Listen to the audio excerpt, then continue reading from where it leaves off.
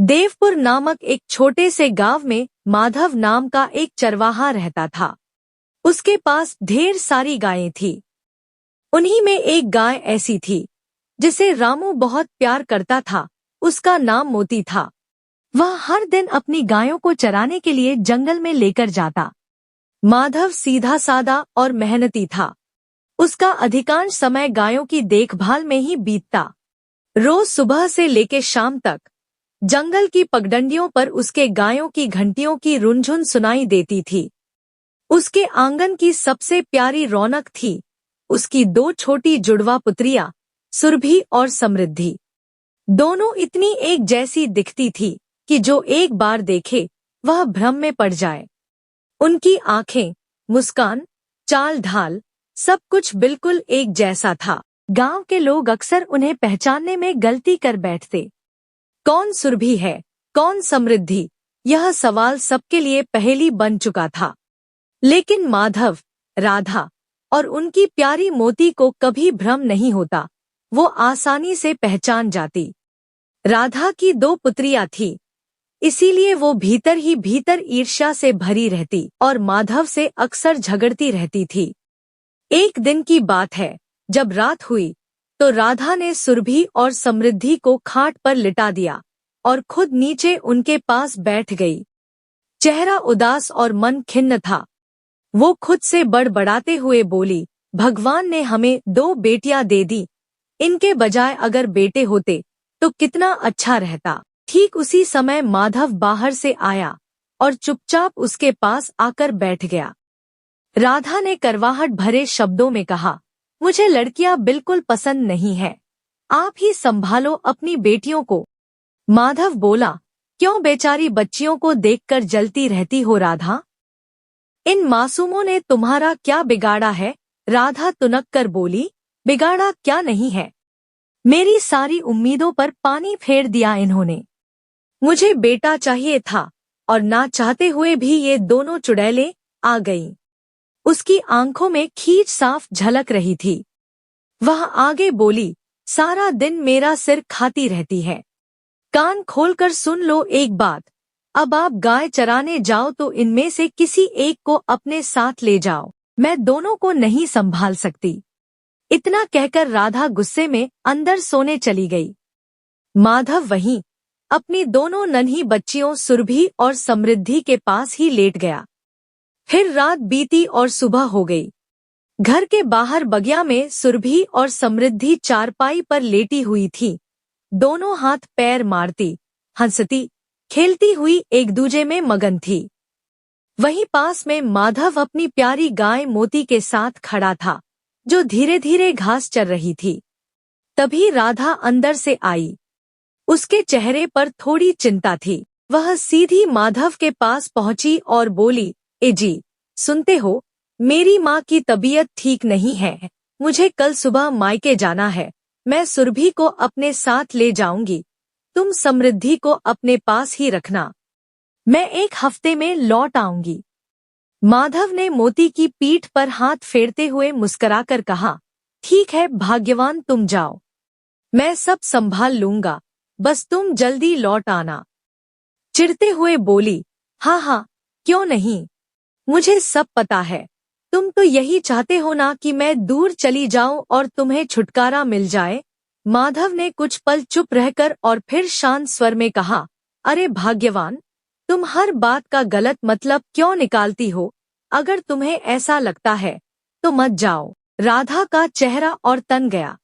तीखे स्वर में बोली, हाँ क्यों नहीं, तुम तो यही चाहते हो कि मैं सारा दिन तुम्हारे और तुम्हारी बेटियों के पीछे लगी रहूं, लेकिन मैं जा रही हूँ। माधव ने सिर झुकाते हुए बस इतना कहा, हाँ ठीक है भाग्यवान, अपना और सुरभि का ख्याल रखना। अगले दिन राधा सुबह सुबह उठी, चुपचाप घर के सारे काम निपटाए, फिर सुरभि को गोद में लिया और देवपुर छोड़ अपने मायके की ओर चल पड़ी। अगले दिन माधव सुबह सुबह उठ जाता है और खुद से कहता है, चलो जल्दी जल्दी सारे काम निपटा लो, फिर समृद्धि को तैयार करके और उसे लेकर जंगल में गायों को चराने निकल जाऊंगा। घर के सारे काम निपटाने के बाद माधव ने समृद्धि को गोद में उठाया और मोती समेत अपनी सारी गायों को लेकर जंगल की ओर चल पड़ा। जंगल पहुंचते ही वह एक घने बरगद के पेड़ के नीचे समृद्धि को गोद में लेकर बैठ गया और अपनी गायों को खुले मैदान में चरने के लिए छोड़ दिया। सुबह जल्दी उठने की वजह से माधव को वही बरगद के नीचे गहरी नींद आ गई। इतने में समृद्धि खेलते खेलते घुटनों के बल जंगल में कुछ दूर आगे निकल गई। मोती ने देखा कि माधव गहरी नींद में था और नन्ही समृद्धि अकेली जंगल में आगे बढ़ती जा रही थी। उसकी आंखों में चिंता तैर उठी। उसने बाकी गायों की ओर देखा और बोली, बहनों, जल्दी चलो, समृद्धि कुछ दूर निकल गई है। अगर समय रहते नहीं पहुँचे तो कोई जंगली जानवर उसे नुकसान पहुँचा सकता है। मोती की आवाज सुनते ही सारी गायें चिंतित होकर उसके पीछे पीछे समृद्धि की ओर दौड़ पड़ी। उन्होंने देखा कि एक शेर समृद्धि से मात्र 10 कदम की दूरी पर खड़ा था। उसकी आंखों में भूख और चालाकी चमक रही थी। शेर गुर्राते हुए बोला, अरे वाह, क्या बात है, आज तो शिकार खुद चलकर मेरी गुफा के पास आ गया है। बहुत दिन हो गए इंसानी मांस खाए हुए, अब इसे सीधे अपनी गुफा में ले जाऊंगा और आराम से खाऊंगा। शेर जैसे ही समृद्धि पर झपटने के लिए आगे बढ़ा, मोती ने जोर से चिंगाड़ लगाई और बाकी सभी गायों के साथ उस पर टूट पड़ी। गायों के झुंड ने अपने सींगों और टापों से शेर पर ऐसा हमला किया कि वह घबरा गया और घायल होकर भाग खड़ा हुआ। मोती ने गुर्राकर उसकी ओर देखा और चेतावनी दी, आज तो बच गया, लेकिन अगली बार समृद्धि की तरफ आंख उठाई तो तुझे अपनी जान भी गंवानी पड़ेगी। इसके बाद सभी गायें समृद्धि को घेरकर सुरक्षित रूप से वहीं बरगद के पेड़ के पास ले आईं। कुछ देर बाद माधव की आंख खुली तो उसने देखा समृद्धि पेड़ के पास सुरक्षित थी और मोती सहित सभी गायें उसके चारों ओर खड़ी थी। वो तुरंत उठा, समृद्धि को सीने से लगाया और मोती की पीठ थपथपाकर घर की ओर चल पड़ा। फिर अगले दिन भी माधव रोज की तरह सारे काम निपटाकर समृद्धि को गोद में उठाए गायों के साथ जंगल की ओर निकल पड़ा। गायों को चरने के लिए खुला छोड़कर वह एक छायादार पेड़ के नीचे बैठ गया और समृद्धि को भी अपने पास बिठा दिया। उसने सोच लिया था कि कुछ भी हो जाए, सोऊंगा नहीं, लेकिन सुबह जल्दी उठने की वजह से फिर से उसकी पलकों पर भारी होने लगी और कुछ ही देर में उसे नींद आ गई। जंगल में एक बार फिर वही भूखा शेर घूम रहा था और समृद्धि को अकेला देखकर उसका मन फिर शिकार के लालच में डोल उठा। वह दबे पांव समृद्धि की ओर बढ़ा ही था कि मोती ने खतरे को भांप लिया। एक बार फिर उसने अपने झुंड को पुकारा और सभी गायें उस खूंखार शिकारी पर टूट पड़ी। शेर को फिर वही पुरानी मार पड़ी, सींगों की चोटें, टापों की बौछार और गायों की गूंजती हुंकार। वो जान बचाकर भागने लगा, पर मोती और उसकी बहनों ने पीछा नहीं छोड़ा। भागते भागते शेर हांफता हुआ बोला, अरे बस करो, कितना मारोगी, कम से कम इतना तो छोड़ दो कि वापस गुफा तक पहुंच सकूं। अगले दिन सुबह फिर से माधव समृद्धि को लेकर गायों को चराने के लिए जंगल की ओर गया। गायें हरियाली में मस्त होकर चर रही थी और माधव समृद्धि को अपने पास पेड़ की छांव में बैठाए कुछ सुकून के पल बिता रहा था। तभी अचानक आसमान में घनघोर गर्जना हुई और देखते ही देखते तेज आंधी ने पूरे जंगल को अपनी गिरफ्त में ले लिया। धूल के बवंडर ने चारों ओर अंधकार सा फैला दिया। माधव हड़बड़ाकर उठा और घबराते हुए बोला, अरे ये क्या हो रहा है, कुछ भी दिखाई नहीं दे रहा। समृद्धि, मेरी बेटी तुम कहाँ हा? फिर माधव मोती को पुकारता है, मोती, तुम सब कहाँ हो? वो अपने कांपते हाथों से धूल भरी हवा को चीरते हुए इधर उधर समृद्धि को टटोलने लगा, लेकिन समृद्धि नहीं मिली। आंधी रुकने का नाम नहीं ले रही थी और माधव की बेचैनी हर पल बढ़ती जा रही थी। जब आंधी कुछ धीमी हुई और वातावरण थोड़ा साफ हुआ, तो उसकी नजर इधर उधर गई, लेकिन समृद्धि वहां नहीं थी। माधव रोते हुए खुद से बोला, मेरी समृद्धि कहाँ चली गई? और ये सारी गायें भी नजर नहीं आ रही हैं। हे भगवान, मेरी बच्ची और मेरी गायों की रक्षा करना। घबराया हुआ माधव जंगल में इधर उधर दौड़ता रहा, हर झाड़ी के पीछे, हर पेड़ के नीचे समृद्धि को खोजता रहा। लेकिन जंगल इतना बड़ा था कि उसमें किसी को ढूंढना बहुत मुश्किल था। जंगल का हर किनारा अलग अलग राज्यों से सटा हुआ था। घोर मायूसी और चिंता के साथ भारी कदमों से माधव घर लौट आया। शाम ढलने को थी। वह घर के बाहर छोटे से बगीचे में खाट पे सर झुकाए बैठा रो रहा था। तभी उसकी नजर घर की ओर आ रही गायों के झुंड पे पड़ी। माधव की आंखों में एक पल को राहत की चमक उभरी। वह बोला, अरे आ गई मेरी गैया। लेकिन मोती और समृद्धि कहाँ है? उसकी बात सुनकर झुंड में से एक गाय आगे बढ़ी और हामफती आवाज में बोली, हम बड़ी मुश्किल से तूफान से बचते बचाते यहाँ तक पहुँचे हैं। हम भी मोती और समृद्धि को ढूंढते रहे, लेकिन ना वो मिली, ना उनका कोई सुराग। हम भी इसी चिंता में है कि आखिर मोती और समृद्धि कहाँ चली गईं। अगले ही दिन राधा अपनी माँ के घर से वापस देवपुर लौट रही थी। रास्ते में वही घना जंगल पड़ता था जहाँ समृद्धि और मोती तूफान में गुम हो गई थी।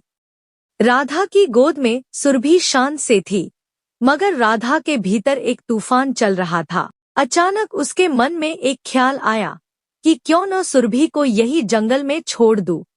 एक पल को वो रुकी और उसने चारों ओर नजर दौड़ाई और एक सूना सा कोना देखकर धीरे से सुरभि को वही जमीन पर उतार दिया और बुदबुदाई, यही ठीक है, मेरे करम ही फूटे थे जो भगवान दो दो बेटियां दे दी। फिर वो आगे बढ़ गई। अभी वो कुछ ही कदम चली थी कि फिर तुरंत पीछे मुड़कर वापस उस जगह पहुंची जहां उसने सुरभि को छोड़ा था। अब भी सुरभि शांत, अबोध, माँ की तरफ टकटकी लगाए थी।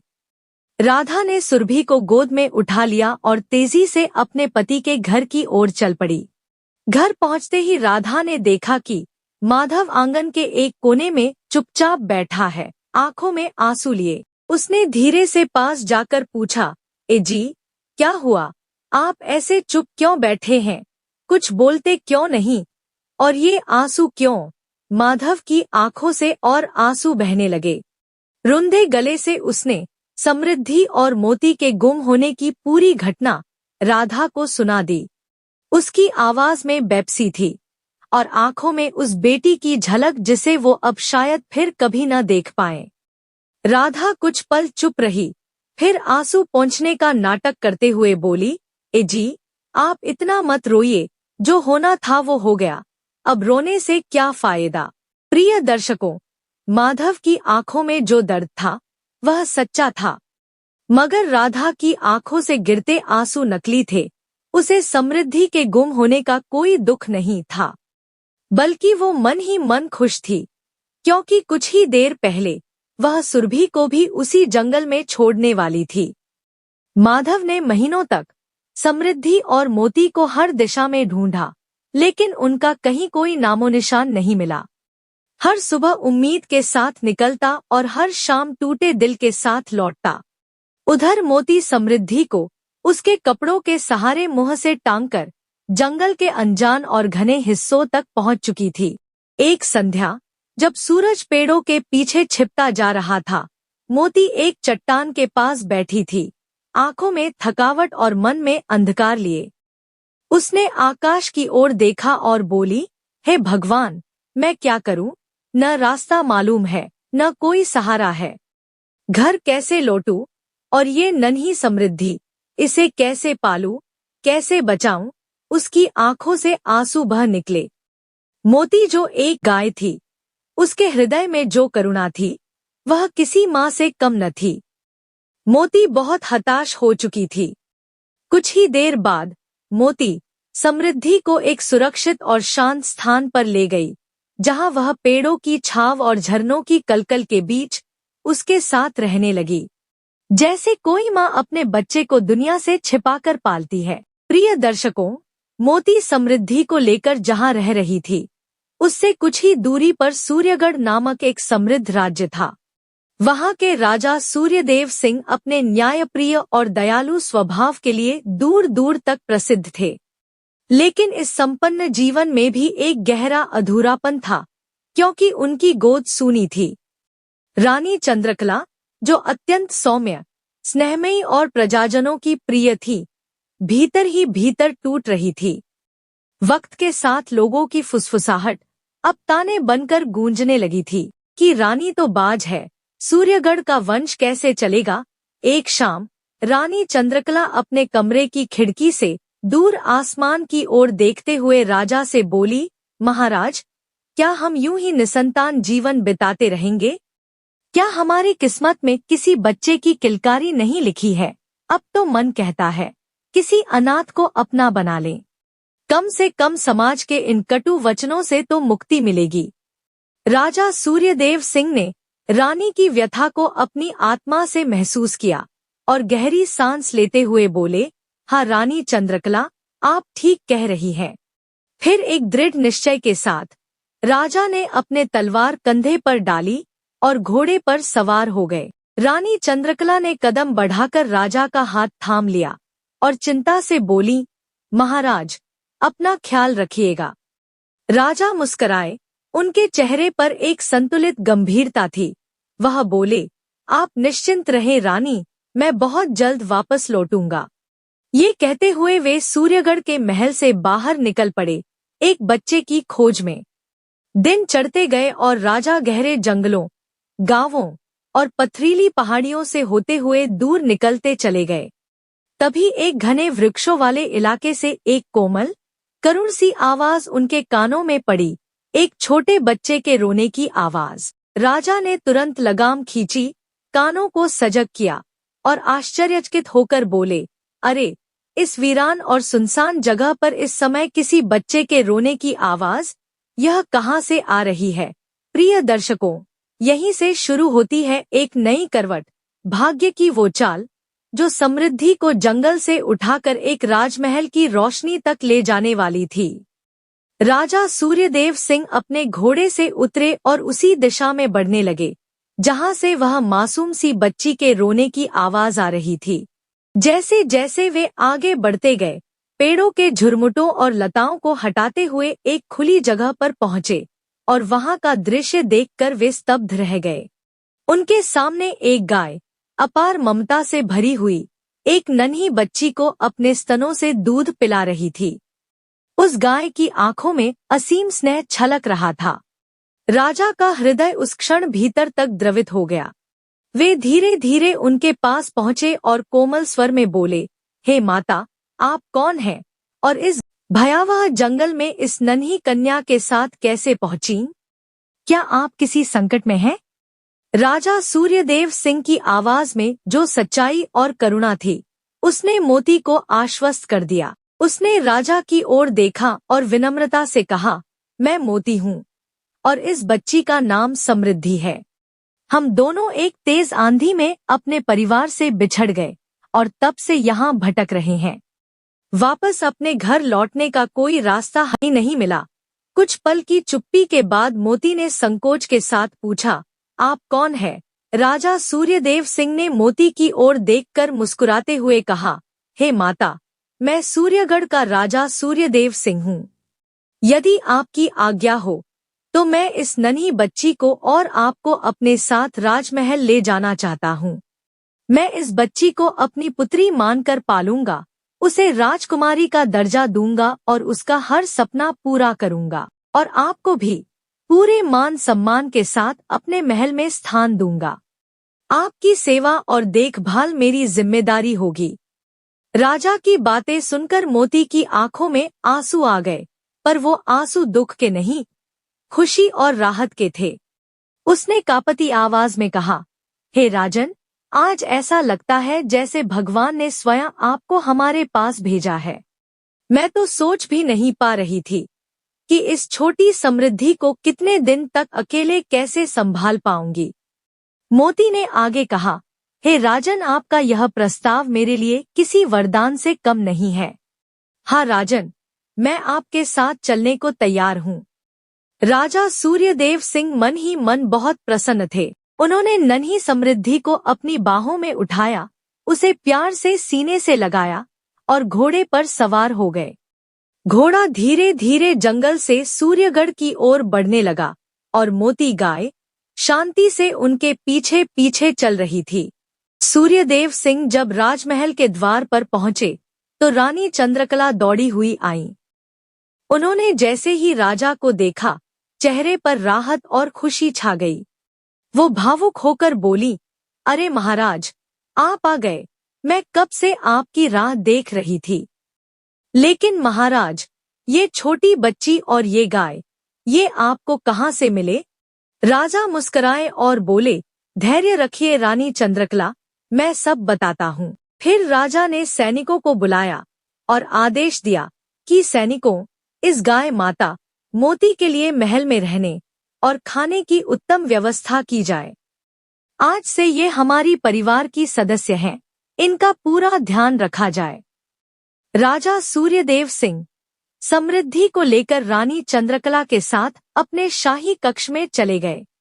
उन्होंने मुस्कुराते हुए कहा, रानी चंद्रकला, देखिए, आज भगवान ने हमारी प्रार्थना सुन ली है। समृद्धि के रूप में हमें एक प्यारी पुत्री मिल गई है।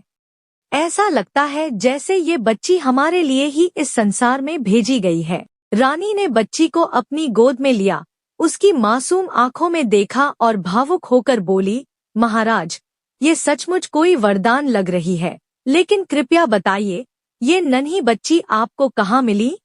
राजा सूर्यदेव सिंह ने तब रानी को सारी बात विस्तार से बताई, जंगल का दृश्य, मोती का त्याग और उस पल का जब उन्होंने समृद्धि की रोती आवाज पहली बार सुनी थी। समय धीरे धीरे बीतता गया। समृद्धि अब बड़ी हो गई थी और अब पूरे सूर्यगढ़ ही नहीं, आसपास के राज्यों में भी उसकी बुद्धिमानी और नेकदिली की चर्चा होने लगी थी। समृद्धि न सिर्फ सुंदर और समझदार थी, बल्कि उसका हृदय भी बहुत कोमल था। वह हर दिन मोती से मिलने जाती, उसे प्यार से गले लगाती और घंटों बातें करती। मोती भी उसे देखकर सुकून महसूस करती थी। राज्य में भी लोग आपस में बात करते हुए कहते, अरे भाई, राजकुमारी समृद्धि कितनी दयालु है। वह सिर्फ राजमहल में बैठने वाली राजकुमारी नहीं, बल्कि अपनी प्रजा को अपना परिवार मानती है। तो कोई और कहता, हाँ सही कहा, राजकुमारी समृद्धि तो गांव गांव जाकर सबका हालचाल लेती है और अगर किसी को कोई परेशानी हो तो तुरंत मदद करती है। ऐसी राजकुमारी हर राज्य को मिले तो हर जगह खुशहाली हो जाए। इस तरह समृद्धि सूर्यगढ़ की शान बन गई थी और हर दिल में उसके लिए आदर और स्नेह बढ़ता जा रहा था। एक दिन राजकुमारी समृद्धि हरी हरी ताजी घास का एक गट्ठर लेकर मोती के पास पहुंची। उसने मोती के आगे घास रखी और मुस्कुराते हुए बोली, मोती माँ, देखिए, आज मैं आपके लिए अपने हाथों से सबसे हरी और मुलायम घास लेकर आई हूँ। मोती प्यार से समृद्धि के सिर पर अपनी गर्दन रगड़ी और बोली, बेटी समृद्धि, तू मेरा कितना ध्यान रखती है। भगवान तुझे हमेशा खुश और सुरक्षित रखे। मोती कुछ पल के लिए चुप हो गई, लेकिन मन में विचारों का तूफान चलने लगा। वह मन ही मन बोली, हे भगवान, पता नहीं माधव और राधा इस बच्ची के बिना कैसे जी रहे होंगे। क्या उन्हें कभी ये पता भी चलेगा कि उनकी बेटी अब राजकुमारी बन चुकी है? और समृद्धि, इसे भी कब मालूम होगा कि इसके सगे माता पिता और जुड़वा बहन सुरभि कहाँ है? क्या वो कभी फिर एक हो पाएंगे या ये रहस्य हमेशा राज ही बना रहेगा? मोती को चुपचाप सोचते देख समृद्धि बोली, माँ, अब मैं चलती हूँ, मुझे कल गांव में भ्रमण करने जाना है। मोती ने मुस्कुराकर कहा, बेटी समृद्धि, मेरा भी मन बहुत हो रहा है बाहर घूमने का, क्या तुम मुझे भी अपने साथ ले चलोगी? समृद्धि ने बड़े प्यार से मोती की पीठ सहलाई और बोली, कैसी बात कर रही हो माँ, आप मेरे साथ नहीं चलेंगी तो कौन चलेगा? अगले दिन सुबह की सुनहरी धूप में समृद्धि अपने रथ पर सवार हुई। मोती उसके पीछे पीछे चल रही थी। रास्ते में हरियाली लहराती रही थी, पक्षियों की मधुर चहचहाहट गूंज रही थी और समृद्धि को एक अनोखा आनंद आ रहा था। चलते चलते रथ सूर्यगढ़ की सीमा से बाहर निकलकर एक घने और रहस्यमय जंगल के पास आ पहुंचा। चारों ओर हरे भरे पेड़ों की छाया थी और ठंडी हवा चल रही थी। मोती ने चारों ओर नजर घुमाकर कहा, देखो ना बेटी, कितना सुंदर और शांत जंगल है। समृद्धि भी इस दृश्य को देखकर बहुत प्रसन्न हो गई। वह रथ से उतरी और पेड़ों को निहारने लगी। तभी मोती बोली, बेटी, तुम यहीं रुककर मेरा इंतजार करो, मुझे थोड़ा आगे जाना है, मैं जल्द ही आऊंगी। समृद्धि बोली, ठीक है माँ, पर ज्यादा देर मत लगाना, मैं यहीं इस पेड़ के नीचे थोड़ी देर आराम कर लेती हूँ। इतना कहकर वह घने पेड़ की छांव में बैठ गई और आंख बंद करके सुकून लेने लगी। उधर मोती धीरे धीरे जंगल की ओर बढ़ने लगी। इधर माधव सिर झुकाए अपने आंगन में बैठा था। उसकी आंखों में एक गहरी उदासी थी। वह सोचने लगा, अगर आज मेरी समृद्धि होती तो वो भी सुरभि जितनी बड़ी हो गई होती। न जाने कहाँ होगी वो। हे भगवान, मेरी बच्ची जहाँ भी हो उसे खुश रखना और मेरी मोती को भी सुरक्षित रखना। उसी समय सुरभि अपने पिताजी के पास आई। उसने माधव के चेहरे पर उदासी पड़ते हुए वह बोली, पिताजी, आप आज कुछ उदास लग रहे हैं। कोई बात है क्या जो आप मुझसे छुपा रहे हैं? कभी कभी मुझे लगता है जैसे आप कुछ कहना चाहते हैं पर कहते नहीं। माधव बात छुपाते हुए बोला, अरे नहीं बेटी, ऐसी कोई बात नहीं है, बस हमारी मोती की याद आ गई थी, उसी के सोच में डूबा था। प्रिय दर्शकों, हर बार जब सुरभि अपने पिताजी से पूछती कि वो परेशान क्यों है, तो माधव किसी बहाने से टाल देता। उसने आज तक सुरभि को ये नहीं बताया था कि उसकी एक जुड़वां बहन समृद्धि भी थी, जो बचपन में कहीं खो गई थी। माधव का मन अक्सर भर आता, पर उसने कभी हिम्मत नहीं की कि वह सुरभि को सच बता सके। एक दिन सुबह सुबह सुरभि के मामा जी घर आए। उन्होंने राधा से बड़े प्यार से कहा, बहन, क्या मैं कुछ दिनों के लिए सुरभि को अपने साथ ले जा सकता हूँ? मुझे उसकी बहुत याद आती है और इस बार वह अपने गांव का मेला भी देख लेगी। राधा हल्की सी शिकायत भरे अंदाज में बोली, अरे भैया, मैं क्या कहूँ, सुरभि और उसके पिताजी से ही पूछ लेना। पता नहीं दोनों बाप बेटी दिन भर कहाँ जंगलों में घूमते रहते हैं। थोड़ी देर बाद माधव और सुरभि जंगल से अपनी गायों के साथ घर लौट आए। उन्हें देखते ही राधा बोली, लो जी भैया, देखो ये दोनों तो आ ही गए, अब आप खुद ही इनसे पूछ लीजिए। सुरभि के मामा जी ने माधव की ओर मुड़ते हुए स्नेहपूर्वक कहा, माधव, क्या मैं कुछ दिनों के लिए सुरभि को अपने साथ अपने गांव ले जा सकता हूँ?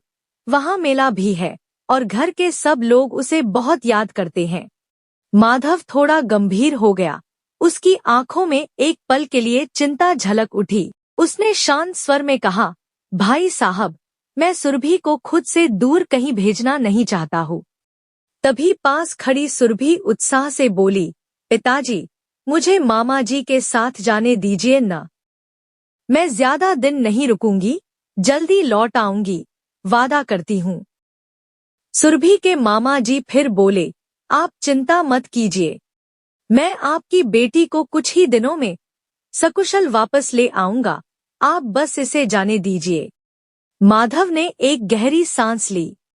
बेटी को दूर भेजने का मन नहीं था, लेकिन सुरभि की जिद और मामा जी का भरोसा देख वह भी नरम पड़ गया। वह बोला, ठीक है बेटी, पर ध्यान रखना, किसी अजनबी से बात मत करना और अकेले कहीं मत जाना। सुरभि खुश होकर अपने पिताजी के गले लग गई। अगली सुबह सुरभि अपने मामा जी के साथ यात्रा पर निकल पड़ी। दोनों जंगल के रास्ते सूर्य की हल्की किरणों के साथ आगे बढ़ते रहे। कुछ दूर चलने के बाद जब वह घने पेड़ों के बीच एक शांत जगह पहुंचे, तो सुरभि थक कर बोली, मामा जी, थोड़ी देर के लिए यही रुकते हैं, मुझे पानी पीना है और भूख भी लग रही है। सुरभि के मामा जी बोले, ठीक है बेटी, तेरी माँ राधा ने चलते समय मुझे ये 2 मीठे फल दिए थे। चलो यहीं बैठकर खा लेते हैं। दोनों एक बड़े पत्थर के पास बैठ गए और फल खाने लगे। जंगल की शांति में पक्षियों की चहचहाहट गूंज रही थी। तभी अचानक पास के झाड़ियों के बीच से एक अजीब सी आवाज सुनाई दी, मानो कोई सुरभि को पुकार रहा हो। सुरभि चौंक गई और धीरे से बोली, मामा जी, ये आवाज, किसी ने मेरा नाम पुकारा, लेकिन इस सुनसान जंगल में मुझे कौन बुला सकता है। इतने में सामने से मोती दौड़ती हुई प्रकट हुई। उसकी सांसें तेज थी और आंखों में चिंता साफ झलक रही थी। वो पास आकर सुरभि से बोली, बेटी सुरभि, तू कैसी है? माधव और राधा कुशल हैं ना? मुझे तुरंत उनके पास ले चल, मुझे उनसे बहुत जरूरी बात कहनी है। सुरभि ने जैसे ही ध्यान से देखा, वो मोती को पहचान गई। वो उत्साहित होकर बोली, अरे, आप तो मोती गाय हो ना? पिताजी तो हमेशा आपकी बातें करते हैं, जब वो आपको देखेंगे बहुत खुश हो जाएंगे। मोती ने प्यार से सुरभि के सिर पर अपनी गर्दन रगड़ी, मानो पुराने अपनापन को महसूस कर रही हो। सुरभि ने तुरंत अपने मामा जी से कहा, चलिए मामा जी, हमें मोती को तुरंत घर ले चलना चाहिए। पिताजी और माँ को यह सुखद समाचार सुनाना है। फिर तीनों सुरभि और उसके मामा जी और मोती जंगल पार करते हुए घर लौट आए। जैसे ही वे घर के द्वार पे पहुंचे, दरवाजे पर बैठे माधव की नजर उन पर पड़ी। माधव चौंकते हुए बोले, अरे बेटी सुरभि, तुम लोग अचानक वापस क्यों आ गए? सुरभि खुशी से बोली, पिताजी, देखिए मैं किसे लेकर आई हूँ। जैसे ही माधव की नजर मोती पर पड़ी, वह पल भर को ठिठक गया। मोती दौड़कर उसके पास आई और भावुक होकर रोने लगी। माधव ने भी उसे गले से लगा लिया, मानो वर्षों बाद कोई अपना मिला हो। थोड़ी देर बाद जब सबका मन थोड़ा शांत हुआ, तो माधव ने भर्राए स्वर में पूछा, मोती, मेरी समृद्धि, मेरी बेटी कहाँ है? उसके बारे में कुछ पता चला?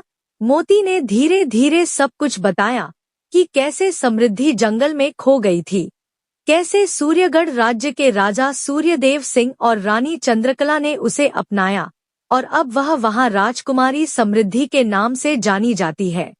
माधव की आंखों में आंसू थे, पर इस बार ये आंसू खुशी के थे। उसने कांपती आवाज में कहा, क्या तुम सच कह रही हो मोती? मेरी बेटी समृद्धि अब राजकुमारी बन गई है, क्या हम उससे मिल सकते हैं? मोती मुस्कुराते हुए बोली, हाँ माधव, अब समय आ गया है कि आप सभी की मुलाकात राजकुमारी समृद्धि से हो। मैं आपको सूर्यगढ़ ले चलती हूँ। तभी अंदर से राधा भी वहां आ गई। माधव खुशी से राधा से बोला, अरे सुनो राधा, हमारी बेटी समृद्धि, वह अभी भी जिंदा है। फिर वह सुरभि की ओर मुड़ा और भरपूर प्यार से कहा, बेटी सुरभि, तुम्हारी बहन जिंदा है और जानती हो, वह अब एक राजकुमारी बन चुकी है। माधव की आंखों में गर्व था। उसने फिर राधा की ओर देखते हुए कहा, देखा राधा, तुम हर दिन अपनी बेटियों को कोसती रहती थी, और आज देखो, वही बेटी समृद्धि पूरे सूर्यगढ़ की राजकुमारी बन गई है। राधा की आंखों में पश्चाताप के आंसू आ गए। धीरे धीरे उसने कहा, हाँ जी, आप बिल्कुल सही कह रहे थे। मेरी सोच ही गलत थी। बेटा और बेटी में कोई फर्क नहीं होना चाहिए। फिर वह सुरभि की तरफ बढ़ी, उसके सिर पर हाथ फेरते हुए बोली, बेटी सुरभि, मुझे माफ कर दो, मैंने तुम्हारे साथ भी बहुत अन्याय किया है। अब समझ आया कि हर बेटी अनमोल होती है। सुरभि आश्चर्य से आंखें फैलाते हुए बोली, क्या पिताजी, सच में मेरी एक हमशक्ल बहन है? तभी तो आप अक्सर चुप रहते थे और अकेले बैठे बैठे उदास हो जाया करते थे। उसकी आवाज में मासूम जिज्ञासा और दिल में बहन को देखने की तड़प थी। वह आगे बोली, पिताजी, मुझे भी अपनी बहन समृद्धि से मिलना है। माधव ने मुस्कुराकर अपनी बेटी का सिर सहलाया और कहा, अरे हाँ बेटी, अब तो हम सब मिलकर चलेंगे अपनी समृद्धि से मिलने।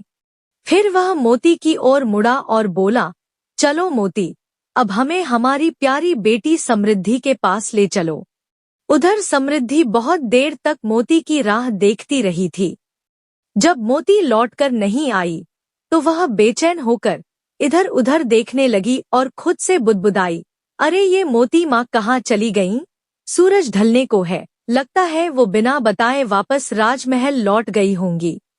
थोड़ी देर सोचने के बाद समृद्धि ने निश्चय किया कि नहीं, अब देर नहीं करनी चाहिए, मुझे राजमहल जाकर देखना होगा। वह तुरंत रथ पे बैठी और राजमहल पहुंची, पर मोती वहां भी नहीं थी। इस पर समृद्धि का दिल घबरा गया और उसने तुरंत राजमहल के सैनिकों को आदेश दिया, जाओ, पूरे सूर्यगढ़ में मोती माँ को ढूंढो, वो जहां भी हों, उन्हें सुरक्षित वापस ले आओ। और वह खुद भी अपने रथ पे बैठकर मोती की तलाश में निकल पड़ी।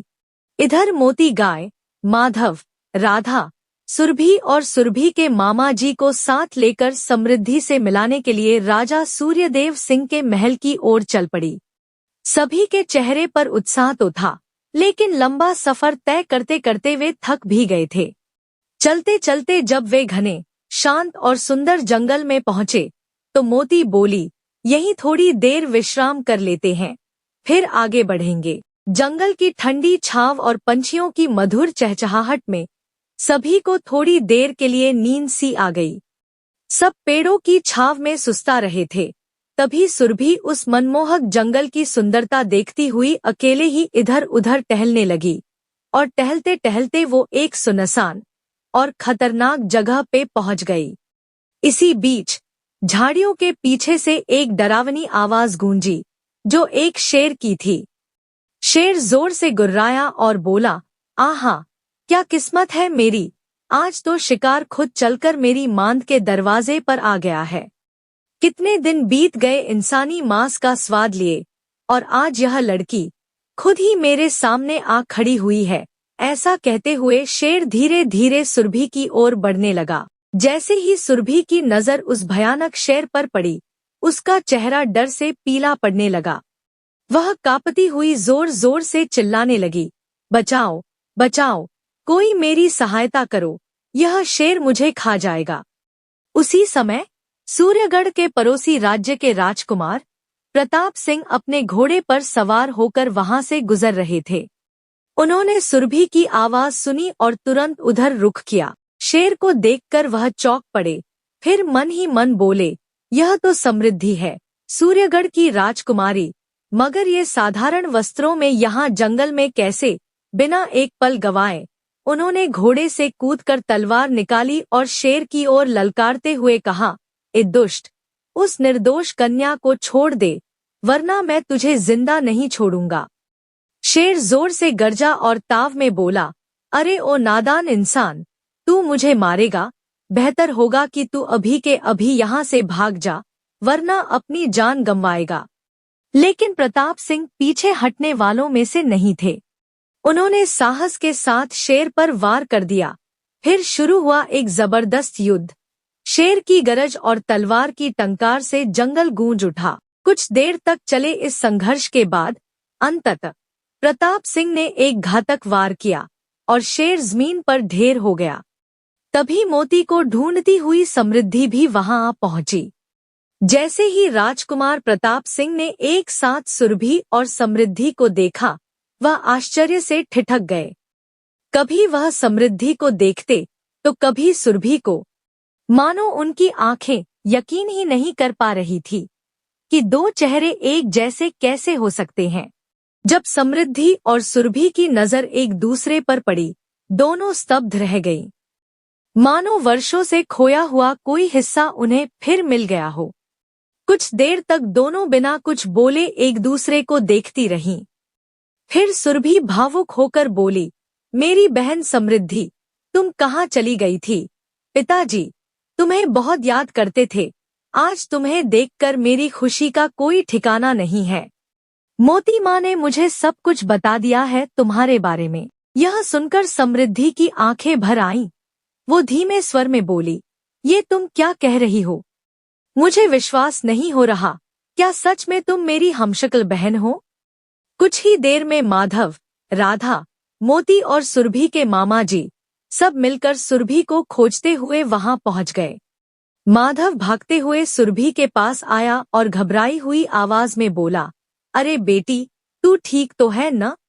सुरभि मुस्कुराकर बोली, हाँ पिताजी, मैं बिल्कुल ठीक हूँ। फिर माधव ने राहत की सांस लेते हुए दोनों हाथ जोड़कर कहा, भगवान का लाख लाख शुक्र है कि मेरी बेटी सही सलामत है। तभी उसकी नजर समृद्धि पे पड़ी। वो आश्चर्यचकित होकर कुछ पल उसे देखता रहा, फिर भावुक होते हुए बोला, मेरी बेटी समृद्धि कैसी है तू? पास खड़ी समृद्धि की भी आंखें नाम थी। वो धीमी आवाज में बोली, लेकिन मुझे तो कभी नहीं बताया गया कि मेरे माता पिता कोई और है और मेरी एक बहन भी है। क्या मैं सच में आपकी बेटी हूँ? समृद्धि की बात सुनकर मोती ने स्नेह भरे स्वर में कहा, हाँ बेटी समृद्धि, यही तुम्हारे असली माता पिता है। चलो हम सब सूर्यगढ़ चलते हैं, वहीं सबको सच्चाई बताते हैं। फिर माधव, राधा, सुरभि, समृद्धि, मोती और सुरभि के मामा जी सब मिलकर राजमहल की ओर चल पड़े। जब वे राज दरबार पहुंचे तो समृद्धि और सुरभि एक साथ आगे बढ़ी। दोनों जुड़वा बहनें जब एक साथ दरबार में पहुंची तो वहां मौजूद सभी दरबारी, मंत्री और रक्षकों की आंखें फटी की फटी रह गई। पूरा दरबार सन्न रह गया। दरबारी आपस में फुसफुसाने लगे, अरे देखो, ये तो राजकुमारी समृद्धि है, लेकिन उनके साथ ये हूबहू उन्हीं जैसी दिखने वाली कौन है? दूसरे ने कहा, भाई, ये सब तो किसी सपने जैसा लग रहा है, क्या ये सच है? फिर राजा सूर्यदेव सिंह ने आश्चर्य और उत्सुकता से पूछा, बेटी समृद्धि, ये तुम्हारे साथ कौन है? समृद्धि ने मुस्कुराकर विनम्रता से उत्तर दिया, पिताजी, ये मेरी जुड़वा बहन सुरभि है और ये है मेरे असली माता पिता। यह सुनकर राजा सूर्यदेव सिंह और रानी चंद्रकला थोड़ी देर के लिए चुप हो गए। उनके चेहरे पर भावनाओं का तूफान चल रहा था। एक ओर अपनी बेटी सुरभि को खो देने का डर, दूसरी ओर सच जानने की राहत। लेकिन अगले ही पल राजा सूर्यदेव सिंह ने आगे बढ़कर माधव को प्यार से गले से लगा लिया और बोले, महाशय, मैं आपसे क्षमा चाहता हूँ। हमने आपको बहुत ढूंढा, पर जब आप नहीं मिले तो हमने सुरभि को अपनी संतान मान लिया और उसे प्यार से पाला। आप चाहें तो मोती गाय से इस बात की पुष्टि कर सकते हैं। माधव भावुक होते हुए बोला, हे राजन, आप मुझे शर्मिंदा ना करें। आपने जो किया वह एक पिता का नहीं, एक देवता का काम था। मोती गाय ने मुझे सब कुछ बताया है। मैं आपके इस उपकार को जीवन भर नहीं भूलूंगा। राजा सूर्यदेव सिंह ने मुस्कुराकर कहा, आज मैं बहुत खुश हूँ, इसलिए मैं पूरे सूर्यगढ़ राज्य में यह घोषणा करता हूँ कि आज से मेरी एक नहीं, दो पुत्रियां हैं, मेरी प्यारी समृद्धि और सुरभि। राज दरबार एक बार फिर तालियों और जयघोषों से गूंज उठा। रानी चंद्रकला ने दोनों बेटियों को गले से लगाया। प्रताप सिंह भी मुस्कुराते हुए पास खड़े थे। समृद्धि भी अपने असली माता पिता और अपनी बहन सुरभि के गले लगी। और इस तरह राजा सूर्यदेव सिंह, उनकी दोनों पुत्रियां समृद्धि और सुरभि, उनके माता पिता माधव और राधा और प्यारी मोती गाय सब मिलकर सूर्यगढ़ के राजमहल में प्रेम, एकता और आनंद से भरा जीवन जीने लगे। तो प्रिय दर्शकों, ये कहानी यहीं पे समाप्त होती है और अब बढ़ते हैं अगली कहानी की ओर। वीरपुर एक छोटा सा लेकिन अत्यंत शांत और सौम्य गांव, जिसकी पहचान उसकी सादगी और आपसी प्रेम से बनी थी। यहाँ के लोग वर्षों से सीधे सादे जीवन और सरल स्वभाव के लिए जाने जाते थे, लेकिन हाल के वर्षों में प्रकृति का स्वरूप बदलने लगा था। गर्मियों की तपिश दिन ब दिन बढ़ती जा रही थी, खेतों की हरियाली सूखने लगी थी और आसमान से जैसे आग बरस रही। किसान परेशान थे, जानवर व्याकुल थे, हर कोई इस तपती गर्मी से परेशान था। लेकिन फिर भी वीरपुर के लोग एक दूसरे का सहारा बनकर जीवन की इस अग्नि परीक्षा में डटे हुए थे। इसी वीरपुर से कुछ दूर एक प्राचीन पहाड़ी की ऊंचाई पर एक रहस्यमय गुफा स्थित थी। उसी गुफा में एक वृद्ध सन्यासी रहते थे, जिनके बारे में गांव में तरह तरह की कथाएं प्रचलित थी। कोई उन्हें साधु कहता, कोई फकीर, तो कोई दिव्यात्मा। लेकिन एक बात सभी जानते थे, वे इंद्रियों पर पूर्ण नियंत्रण रखने वाले अत्यंत दयालु और अनुभवी तपस्वी थे।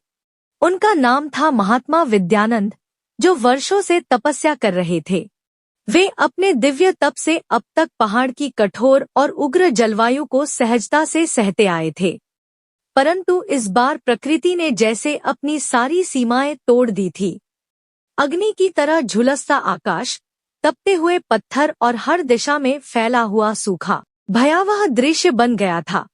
उनकी सहन शक्ति अब चूकने लगी थी। महात्मा विद्यानंद ने आकाश की ओर देखते हुए क्षीण स्वर में बोला, हे प्रभु, यह कैसी अग्नि परीक्षा है। मेरे शरीर की समस्त ऊर्जा मानो रेत सी बह चुकी है। इस भीषण ताप में भी मैंने न कभी तप से विचलन स्वीकारा, न कभी उपवास छोड़ा, परंतु अब यह देह जवाब देने लगी है। तो प्रिय दर्शकों, गर्मी इतनी विकराल हो चली थी कि साधना की शांति भी संकट में पड़ गई थी।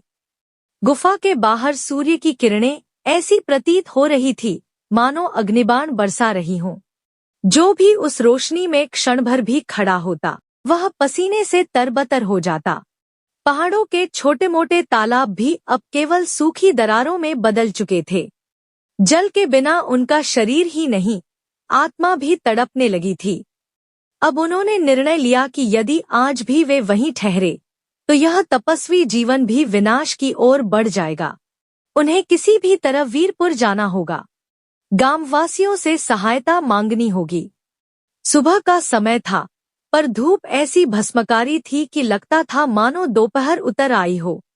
महात्मा विद्यानंद कांपते हुए शरीर को संभालते हुए गुफा से बाहर निकले। एक एक कदम जैसे पहाड़ को काटने के समान भारी था। कंठ सूख चुका था, पर मन में अभी भी उम्मीद थी कि गांव के लोग उनकी सहायता जरूर करेंगे। रास्ते में पहाड़ उतरते हुए महात्मा विद्यानंद की आंखों के सामने धुंध छाने लगी थी। तभी कुछ दूर सामने से एक युवक आ रहा था, जो अपनी भेड़ों को पहाड़ी पर चराने के लिए निकला था। वह धूल से सना हुआ, साधारण कपड़े पहने एक ग्रामीण चरवाहा था। नाम था गोपाल। गोपाल ने जैसे ही वृद्ध तपस्वी को लड़खड़ाते हुए देखा, तुरंत आगे बढ़ा और चिंतित स्वर में बोला, अरे बाबा जी, आप इस भीषण गर्मी में कहाँ निकल पड़े हैं? आपकी तबीयत तो ठीक है ना? महात्मा विद्यानंद ने थकान भरी आवाज में कहा, हे बेटा, मुझे थोड़ा पानी चाहिए। शरीर पीड़ा में है। क्या तुम्हारे पास जल है? गोपाल क्षण भर के लिए असमंजस में पड़ गया, क्योंकि उसके पास केवल एक छोटा सा पानी से भरा जलपोट था, और यह पानी पहाड़ की तपती दोपहरी में उसके लिए भी अत्यंत आवश्यक था। परंतु सामने एक वृद्ध तपस्वी को तड़पते देख उसका सरल हृदय द्रवित हो उठा। कुछ पल मौन रहने के बाद गोपाल ने जलपोट बाबा की ओर बढ़ाया और हाथ जोड़ते हुए कहा, बाबा, मेरे पास ज्यादा पानी नहीं है, पर जितना भी है वह आप पी लीजिए और आप वीरपुर गांव पहुंचिए। वहां लोग अवश्य ही आपकी सहायता करेंगे। महात्मा विद्यानंद ने कांपते हाथों से जल ग्रहण किया तो उन्हें थोड़ी राहत मिली। होंठों पर सूखी मुस्कान के साथ उन्होंने गोपाल को स्नेह से आशीर्वाद दिया और बोले, तू सदा सुखी रहे बेटा। इतना कहकर वह आगे बढ़ गए। जब महात्मा विद्यानंद वीरपुर के समीप पहुंचे, तो सबसे पहले उनकी दृष्टि गांव के उस एकमात्र कुएं पर पड़ी, जो अब लगभग सूख चुका था। वर्षों से वही कुआं पूरे गांव की प्यास बुझा रहा था, पर अब दिन भर उसका पानी निकाल निकाल कर लोगों ने उसकी अंतिम बूंदें भी खींच ली थी। जैसे ही वे गांव की सीमा में प्रवेश करते हैं, सूरज की किरणें उनके सिर पर आग बनकर बरसती हैं। तपती धूप ने उनकी गर्दन पर पसीने की चमचमाती बूंदें उकेर दी। वे धीमी गति से गांव की गलियों से गुजरते हैं। चारों ओर बुझे चेहरे, सूखी धरती और हवाओं में घुली बेचैनी का सन्नाटा पसरा था। अधिकतर घर मिट्टी के बने हुए थे। कुछ कच्ची दीवारें तपन से दरकने लगी थी। वहीं पास ही दो बैल भूख और गर्मी से तड़पते हुए आकाश की ओर देख रहे थे। मानो किसी करुणा की आस में हो। थोड़ा और आगे बढ़ने पर महात्मा विद्यानंद ने देखा कि कुछ ग्रामीण एक सूखे तालाब की तलहटी को मिलकर साफ कर रहे हैं। उनमें से एक व्यक्ति, मलकू भाई, पसीने में भीगे हुए अपने साथी से कह रहा था, अरे भाई, लगता है यह गर्मी इस बार तो हमारी जान लेकर ही मानेगी। सूरज जैसे आकाश से आग बरसा रहा है और यह लू तो जैसे शरीर को जला ही दे रही है। दूसरे ने भारी स्वर में उत्तर दिया, हाँ, तुम सही कह रहे हो मलकू भाई, पर करे भी तो क्या? गांव में हर कोई परेशान है। अब तो कुएं का पानी भी खत्म होने की कगार पर है। अगर पानी खत्म हो गया तो हम सब पानी के बिना तड़प तड़प कर मर जाएंगे। महात्मा विद्यानंद सूखे तालाब के पास पहुंचे। शरीर थका हुआ था, दृष्टि धुंधली हो रही थी। वहां काम कर रहे ग्रामीणों को देखकर उन्होंने करुण स्वर में पुकारा, हे भक्तों, क्या कोई मेरी सहायता कर सकता है? मुझे जल की अत्यंत आवश्यकता है। यदि थोड़ा सा जल और विश्राम का स्थान मिल जाए तो मैं सदा आपका ऋणी रहूंगा। ग्रामीणों ने उनकी ओर एक दृष्टि डाली, पर किसी के चेहरे पर विशेष भाव नहीं उभरा। किसी ने उनके कंधों पर पड़े भगवा वस्त्र को देखा, किसी ने उनके थके हुए पैरों को, पर सबकी निगाहें जल्दी ही काम की ओर लौट गईं। तभी एक युवक बोला, अरे बाबा, इस समय तो अपने लिए पानी जुटाना भी कठिन हो रहा है। हम खुद इस सूखे तालाब की तलहटी साफ कर रहे हैं ताकि बारिश आए तो पानी एकत्र कर सकें। हमारे पास कोई भंडार नहीं है जिसे हम यूं ही लुटा दें। महात्मा विद्यानंद ने गहरी सांस ली और शांत भाव से बोले, मैं तुम्हारी पीड़ा समझ सकता हूँ बेटा। मैं कोई भिक्षुक नहीं, एक साधक हूँ जो वर्षों से पहाड़ की गुफा में तपस्या कर रहा था। अब इस भीषण गर्मी ने मेरे शरीर को तोड़ दिया है। बस कुछ घूंट पानी और थोड़ी छाया मिल जाए तो शायद आगे चल सकूं। लेकिन यह विनम्र प्रार्थना भी किसी हृदय को स्पर्श न कर सकी। किसी ने एक गिलास पानी तक न दिया। जैसे तपती धरती के साथ साथ वीरपुर के लोगों ने भी अब आग उगलना शुरू कर दिया था। महात्मा विद्यानंद मन में पीड़ा और आंखों में विवशता लिए धीरे धीरे आगे बढ़ते गए। शरीर थक चुका था, पर आत्मा अभी भी आशा की लौ थामे थी। चलते चलते वे वीरपुर की चौपाल तक पहुंचे, वह स्थान जहां गांव वाले अक्सर मिलकर बैठते थे, दुख सुख बांटते थे। चौपाल के मध्य में एक विशाल पुराना वृक्ष था, जिसकी फैली शाखाएं तपते सूरज के नीचे थोड़ी बहुत छाया देती थी। वही छाया आज तपते दिन में सबसे कीमती वरदान बन चुकी थी। महात्मा विद्यानंद उस छांव की ओर बढ़े, लेकिन वहां पहले से ही कुछ ग्रामीण बैठे थे जो गर्म हवा और धूप से राहत पाने की कोशिश कर रहे थे। थके स्वर में उन्होंने कहा, सुनो, क्या मुझे कुछ समय के लिए इस छाया में बैठने दोगे? और यदि संभव हो तो एक लोटा जल मिल जाए तो बड़ी कृपा होगी। बहुत प्रबल प्यास लगी है। वहां बैठे कुछ लोगों ने एक दूसरे की ओर देखा और फिर हल्के ठहाके लगाते हुए बोले, बाबा, पानी की किल्लत यहाँ सबको है, और अगर आपको बैठना ही है तो किसी कोने में बैठ जाइए, पर हमसे ज्यादा उम्मीद मत रखिए। फिर एक आदमी व्यंग्य से मुस्कुराते हुए बोला, और बाबा, एक बात बताइए, आप तो साधु हैं ना, तपस्वी, आपको पानी की क्या आवश्यकता? भगवान ने तो आपको पहले से ही इतनी शक्ति दी है कि आपको तो प्यास ही नहीं लगनी चाहिए। तपस्या कीजिए बाबा, यही तो आपका धर्म है। महात्मा विद्यानंद अपमान और थकावट के बोझ से दबे चुपचाप चौपाल के एक कोने में जाकर बैठ गए। आंखें झुकी थी। मन में एक छोटी सी उम्मीद थी कि शायद कोई उन्हें पहचान लेगा, कोई उनके तप की सुगंध पहचान कर आगे बढ़ेगा, एक लोटा जल या एक पल की सहानुभूति देगा। लेकिन वीरपुर के वातावरण में एक अजीब सी शंका और अविश्वास की लहर दौड़ रही थी। लोगों की आंखों में विश्वास की जगह संदेह था। कुछ ही क्षणों बाद चौपाल की भीड़ में हलचल हुई। वीरपुर का मुखिया चरण सिंह वहां आ पहुंचा। ऊंचा कद, मजबूत देह और चेहरा एक कठोर शासक की तरह। उसकी आंखों में सिर्फ कठोरता और अधिकार की चमक थी। उसने दूर से ही महात्मा विद्यानंद को देखा और तीखे स्वर में बोला, सुना है आप गुफा में रहते थे, अब गांव आकर सहायता मांग रहे हैं। सुनिए बाबा, यह गांव कोई आश्रम नहीं है जहां साधु संतों का मुफ्त में पालन पोषण हो। फिर एक व्यंग्य भरी मुस्कान के साथ उसने आगे कहा, जिस प्रकार हम अपने श्रम से जीवन चला रहे हैं, वैसे ही आपको भी कोई उपाय निकालना होगा। महात्मा विद्यानंद ने थके हुए नजरों से उसकी ओर देखा और बोले, बेटा, मैंने जीवन भर तप किया है, किसी से कभी कुछ नहीं मांगा, पर आज यह जर्जर तन साथ नहीं दे रहा। क्या इस संसार में करुणा नाम की कोई चीज नहीं बची? कुछ लोगों की आंखों में हलचल हुई, किसी का मन डोलने लगा, किसी का दिल सहम गया। लेकिन लोगों ने मुखिया के क्रूर स्वभाव को देखते हुए कुछ कहने की हिम्मत नहीं की। कभी वीरपुर अपने अतिथि सत्कार के लिए जाना जाता था। वहां के लोग सरल, मधुर और सहयोगी थे, लेकिन अब हालात बदल चुके थे। पानी और अन्न की कमी ने लोगों के चेहरे से मुस्कान छीन ली थी और हृदयों में कठोरता भर दी थी। बरसात महीनों से नहीं हुई थी, खेत प्यासे थे, फसलें सूख चुकी थीं, कुएं की तलहटी दिखाई देने लगी थी और नदी अब किसी भूले बिसरे स्वप्न की तरह दूर जा चुकी थी। गांव के लोग अब दिन रात केवल जीने के लिए संघर्ष में लगे थे। उसी तपती दोपहर में एक घर के बाहर एक वृद्धा अपने बीमार पोते को पंखा झल रही थी। बच्चे का माथा तप रहा था, पर उसके पास देने को सिर्फ एक ममता भरी सांसें थी। उधर महात्मा विद्यानंद गांव के एक एक द्वार पर जाकर सहायता की याचना कर रहे थे, पर हर द्वार पर उन्हें निराशा ही मिली।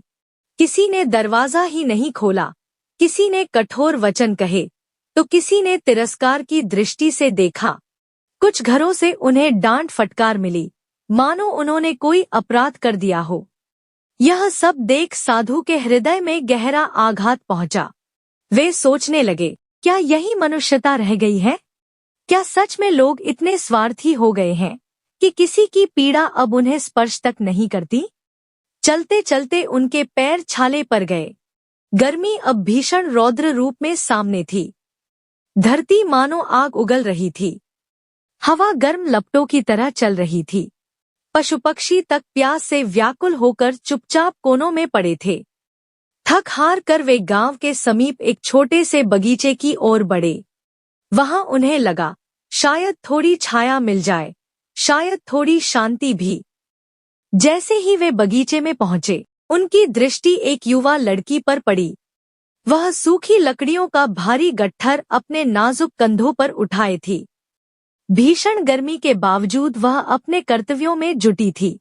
महात्मा विद्यानंद उसके पास गए और करुण स्वर में बोले, बेटी, क्या तुम मुझे एक लोटा पानी पिला सकती हो? मैं बहुत प्यासा हूँ। उस लड़की के चेहरे पर करुणा की झलक साफ थी, परंतु उसकी आंखों में एक विवशता भी थी। वह धीमे स्वर में बोली, बाबा, मैं सचमुच आपको पानी देना चाहती हूँ, परंतु हमारे घर में भी जल का बड़ा संकट है। हर दिन कुएं पर घंटों की लंबी कतार में खड़ी रहकर मुश्किल से एक दो मटकी भर पाती हूँ। कृपया क्षमा कीजिए, मैं चाहकर भी आपकी सहायता नहीं कर पा रही। मुझे भय है कि मेरे घरवाले मुझसे रुष्ट न हो जाएं। इतना कहकर वह नजरें झुकाकर वहां से चली गई।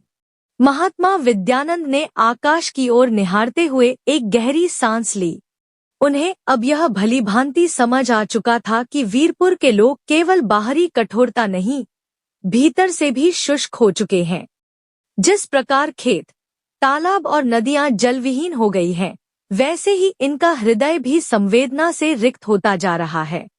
फिर भी उन्होंने बगीचे के एक कोने में बैठकर अपनी तपस्वी आत्मा से आखिरी बार प्रार्थना की, हे ईश्वर, जब मानव जीवन अपने चरम संकट में हो, तब करुणा का एक अंकुर तो फूटना चाहिए, किंतु यहाँ तो जैसे मानवता ही विलुप्त होती जा रही है। यह कैसी परीक्षा है प्रभु? आने वाले दिन महात्मा विद्यानंद के लिए अत्यंत कठोर सिद्ध हुए। उन्हें पर्याप्त भोजन तो दूर, पीने को जल की एक बूंद तक नसीब नहीं हुई, ऊपर से भीषण ताप। उनका शरीर धीरे धीरे निर्बल होता जा रहा था और अंत की ओर बढ़ रहा था। एक दिन दोपहर के समय जब सूर्य ठीक सिर पर दहक रहा था और उसकी किरणें मानो पृथ्वी पर अंगारे बरसा रही थी, तब महात्मा विद्यानंद थकान, भूख और प्यास से बेहोश होकर धरती पर गिर पड़े।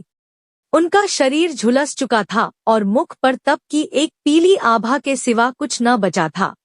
गांव वाले इकट्ठा तो हुए, पर उनके चेहरों पर न उत्सुकता थी, न ही करुणा, मानो किसी अनजान चीज को देख रहे हों।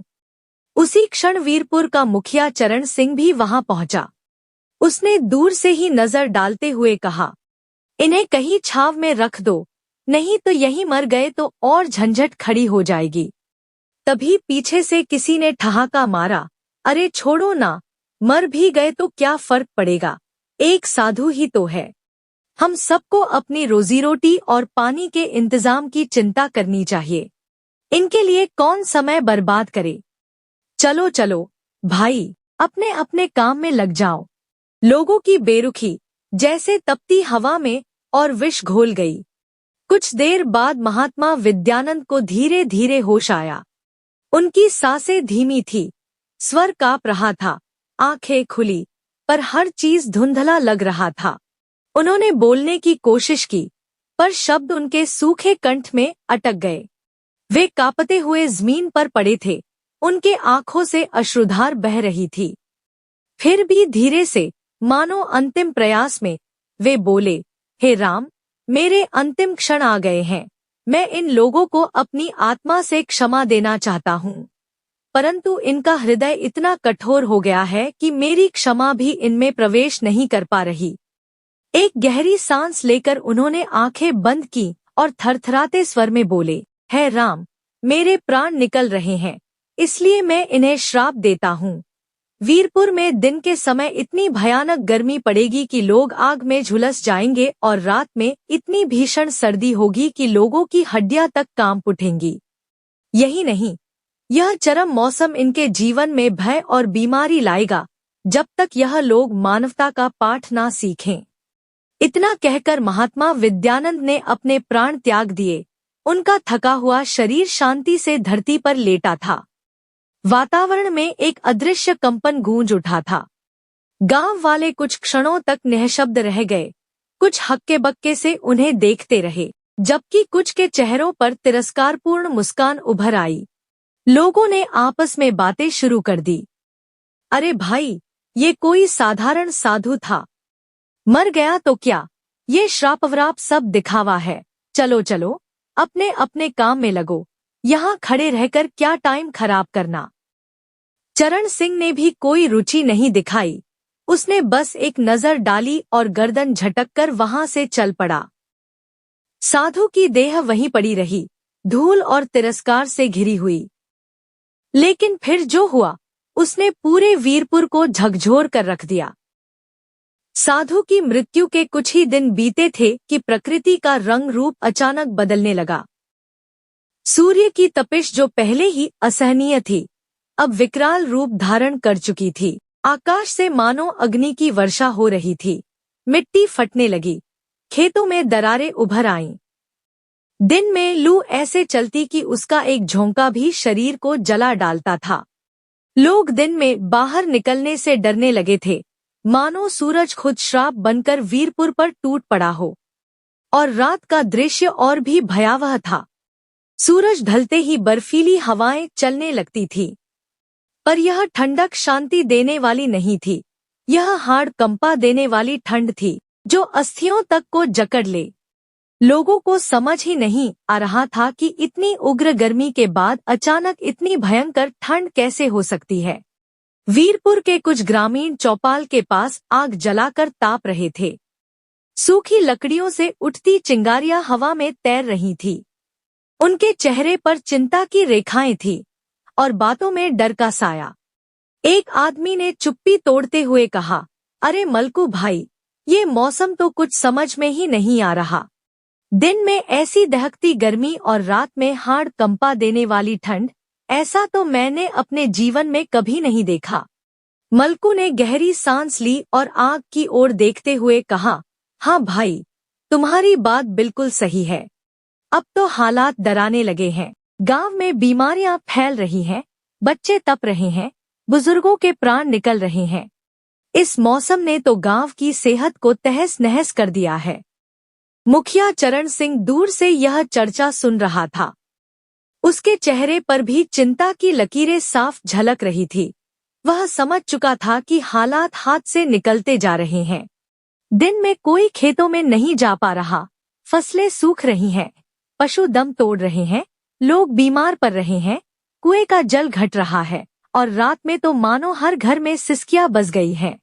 उसने सोचा यह एक बहुत बड़ी मुसीबत है। मुझे इस पर जल्दी कोई फैसला लेना होगा। अगले ही दिन वीरपुर की चौपाल पर एक आपातकालीन बैठक बुलाई गई। गांव के प्रतिष्ठित जन, बुजुर्ग, किसान, युवा और महिलाओं तक सभी के चेहरे पर चिंता की गहरी लकीरें थी। मौसम की मार ने पूरे गांव को हिलाकर रख दिया था। मुखिया चरण सिंह खड़ा हुआ। उसके भीतर की बेचैनी उसके चेहरे पे साफ झलक रही थी। उसने गंभीर स्वर में कहा, भाइयों और बहनों, अब यह स्थिति बर्दाश्त के बाहर हो चुकी है। दिन में जैसे हम अग्नि में झुलस रहे हैं और रात में बर्फ की चादर में जकड़े जा रहे हैं। गांव के कई बच्चे बीमार हो चुके हैं, बुजुर्ग दम तोड़ रहे हैं। अगर यही चलता रहा तो वीरपुर एक वीरान जमीन में बदल जाएगा। भीड़ में सन्नाटा पसर गया। तभी एक अधेड़ किसान खड़ा हुआ और बोला, मुखिया जी, मुझे लगता है ये सब उस साधु विद्यानंद बाबा के श्राप का असर है। जिस दिन उन्होंने अपने अंतिम शब्द बोले, उसी दिन से सब कुछ बदल गया। चौपाल में हलचल मच गई। लोग कानों में कान डालकर बातें करने लगे। कोई इस बात को गंभीरता से ले रहा था, कोई सिर हिला रहा था और कुछ व्यंग्य से मुस्कुरा रहे थे। भीड़ में से एक आदमी खड़ा हुआ और थोड़ा उपहास करते हुए बोला, अरे मुखिया जी, आप भी क्या उस मामूली साधु के श्राप को लेकर इतने परेशान हो गए? ये श्राप व्राप कुछ नहीं होता, ये सब लोगों को डराने और अफवाह फैलाने के हथकंडे हैं। तभी भीड़ में से एक और साधारण पर भावुक स्वर उभरा। एक ग्रामीण ने अपनी पगड़ी संभालते हुए कहा, मुखिया जी, हमसे भूल हुई है। वह साधु महात्मा विद्यानंद वर्षों की तपस्या के बाद गुफा से चलकर हमारे गांव आए थे, मगर हमने उन्हें तिरस्कार और उपेक्षा दी। वह हमारे सामने तड़पते रहे, प्यास से बेहाल होकर जमीन पर गिर पड़े और हम केवल तमाशा देखते रह गए। उसकी आंखें भर आई थी। कुछ और ग्रामीणों ने सिर झुकाते हुए हामी भरी। उसने आगे कहा, हमें अवश्य ही इस पाप का प्रायश्चित करना चाहिए, क्योंकि अगर वास्तव में यह श्राप हमारे कर्मों का परिणाम है तो हमें मिलकर उस पाप से मुक्ति का मार्ग खोजना होगा। मुखिया चरण सिंह कुछ क्षणों तक मौन रहा, फिर भारी स्वर में बोला, पर अब विद्यानंद बाबा तो इस दुनिया में नहीं है। हम कैसे करेंगे प्रायश्चित? क्या अब कोई उपाय बचा है जिससे हम इस संकट से बाहर निकल सकें? भीड़ सन्न रह गई। कोई उत्तर नहीं था। सभी चेहरों पर प्रश्नों की गहराई थी। उसी क्षण भीड़ के पीछे से एक कांपती हुई आवाज सुनाई दी। एक वृद्धा, जिसकी आंखों में अनुभव का उजियारा था, वह बोली, अगर सच में हमें इस श्राप से छुटकारा पाना है तो हमें वीरपुर के बाहर झोपड़ी में रहने वाले उस ज्ञानी पुरुष से मिलना होगा। उनका नाम है दद्दूराम। वो बहुत बुद्धिमान है और शायद वही हमें इस अंधकार से निकलने का रास्ता बता सकें। सभी ग्रामीणों ने सिर झुकाकर वृद्धा की बात को स्वीकार किया और एकजुट होकर वीरपुर के बाहर उस झोपड़ी की ओर बढ़ चले, जहां वर्षों से एक मर्मज्ञ और तपस्वी वृद्ध दद्दूराम रहते थे। वहां पहुंचकर मुखिया चरण सिंह ने दद्दूराम को सारी घटना बताई, विद्यानंद बाबा का आगमन, गांव का व्यवहार और उनका दुखद अंत। दद्दूराम कुछ क्षण आंखें मूंदे शांत बैठे रहे, मानो वह आत्मा से संवाद कर रहे हों। फिर उन्होंने गहरी सांस लेते हुए कहा, बेटा, मैं उस विद्यानंद बाबा को जानता था। वर्षों से उनके तप की कथाएं सुनी हैं। वह साधु नहीं, चलता फिरता तपस्वी तीर्थ थे। न जाने कितनों को उन्होंने जीवन में दिशा दी, रोगियों को उपचार, दुखियों को आश्रय और भटकों को मार्ग। दद्दूराम की आंखें भीग गईं। उन्होंने आगे कहा, उनका श्राप कोई आवेश नहीं, बल्कि तुम्हारे कर्मों का उत्तर था। उन्होंने जो कहा वह ब्रह्मवाक्य बन चुका है। लेकिन यदि तुम्हें सच में अपने अपराध का प्रायश्चित करना है तो पहला कदम यही होगा कि उनके पार्थिव शरीर की खोज की जाए और उनका विधिवत अंतिम संस्कार किया जाए।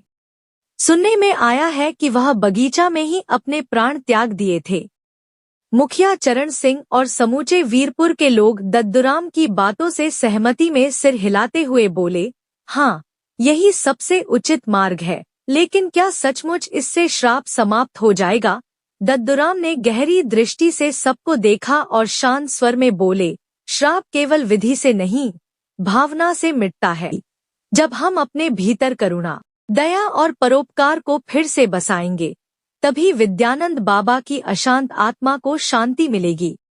हमें केवल उनके शरीर को अग्नि नहीं, अपने दोषों को भी अग्नि में समर्पित करना होगा।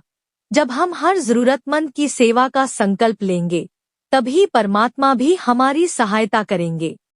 दद्दूराम की बातों ने सभी के अंतर्मन को झकझोर दिया। लोग एकजुट होकर उसी बगीचे की ओर चले जहां विद्यानंद बाबा ने अंतिम सांस ली थी।